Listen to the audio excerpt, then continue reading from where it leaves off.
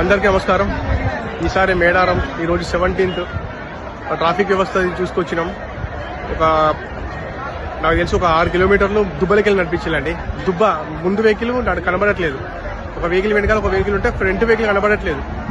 అంత దుబ్బ ఉన్నది. దుబ్బలకెళ్ళి తీసుకొచ్చిళ్ళు. అసలు ట్రాఫిక్ వ్యవస్థ చెత్త అండి. ఇంతకుముందు ఏదో బ్రహ్మాండం చేసిన బద్దలు కొట్టినామన్నారు కానీ అంత సినిమా లేదు ఇక్కడ. నేను ఈరోజు 17th రోజు చెప్తున్నా, ఈసారి అట్టర్ ఫ్లాప్ అండి.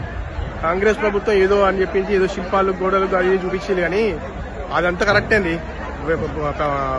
వచ్చే భక్తులకు మంచి సేఫ్టీస్ ఇవ్వాలి. మంచి ట్రాఫిక్ వ్యవస్థ లేదు. గుడిలు కొట్లాట అండి. తొక్కిళ్ళు మా మిస్సెస్ వాళ్ళు ఇరుకపోయింది. పిల్లలు చిన్నపిల్లలు 16 మంది వచ్చినాం. అందరూ ఒకటి ఈ జాగా జాగపోయింది. అసలు పరిస్థితే కరెక్ట్ లేదు ఇక్కడ. ఏదో చెప్పుకోవడానికి తప్ప ఏం లేదు.